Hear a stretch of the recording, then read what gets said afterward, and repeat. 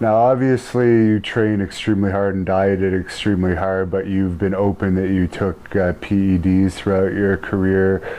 Did that start in your football years, or did that really take place in the wrestling years? The steroids at the time early in my career, I took them a little bit in the off season of football, not in season. And then in my wrestling career, I actually would go on a 8 or 12 week cycle, then go off for 8 or 12 weeks.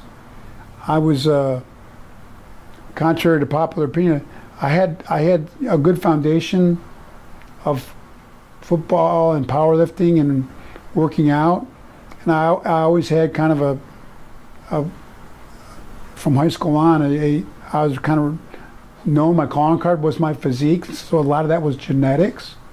So I would, back in that day, it was so common back then that when I started taking the PEDs, they weren't even a classified substance really at the time. Didn't start till 1990 or so. Yeah, so we looked at it as a strength athlete, as like a training supplement. But my agent, getting back to Tom Haney, and my background with Don Reinhardt, a world-class powerlifter, they always mentored me to do, if you're going to do it, get your blood work done, make sure you cycle on, cycle off. So I was a user of PEDs, and looking back now, because of where did you abuse steroids? Well, if you take any illicit drug, I look at it, there's a potential abuse. But if there was a way back then to monitor it, I did do that. So that's kind of was my experience. Towards the end of my career, I switched over to basic, what you would term now, the last 4 or 5 years of my wrestling, which was, many people thought where I really got leaner and maybe had my best look. I was on what you would call an anti-aging type supplementation, PED was, which a lot of the baseball players started doing, and football players. Back then, in the late 90s, a little bit of growth hormone, like basically anti-aging amount, even though I wasn't that old then. You take a little bit of growth hormone, a little bit of testosterone, that was it. Take a shot of testosterone once a week and a few cc's of growth, and that's all I was on the last number of years of my career, and I actually thought that was probably maybe a healthier way to go about it. Right. As doctors and endocrinologists and everybody that I was under thought that was, at my age, in my 40 or 40-ish, was a better route to go. But I never took really high dosages of the PEDs, and I always would make a real concerted effort, due to my mentoring I had with doctors and with coaching, to make sure I cleared on and off for my own health. And fortunately, as you know now, I give God a lot of credit. My body now, I mean, I've had a neurological injury that I've seen, but my health is phenomenal. Yeah. No medications, no blood pressure issues. No, I'm so thankful the way God designs our bodies. There was no lasting after effects of my use of PEDs back in the day.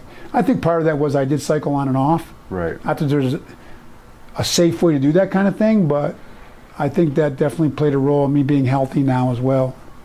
Now, I know you don't want to promote this, but you kind of mentioned that the last cycle you did with the shot of testosterone and the growth hormone was effective for you, but I had a few bodybuilding people ask me if you could say what your most effective stack was of the steroids when you were into those.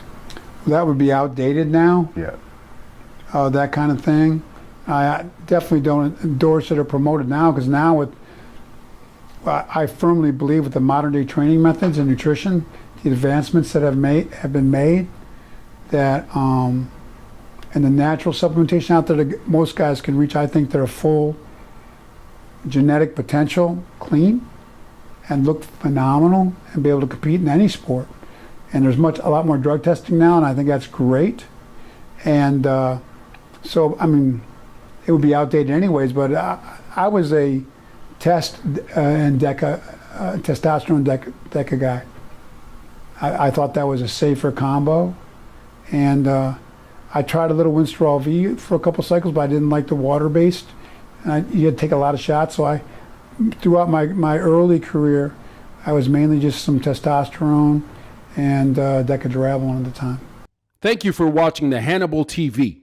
Please like this video if you enjoyed it and click the subscribe button to not miss any of our latest shoot interviews, match videos, or news updates.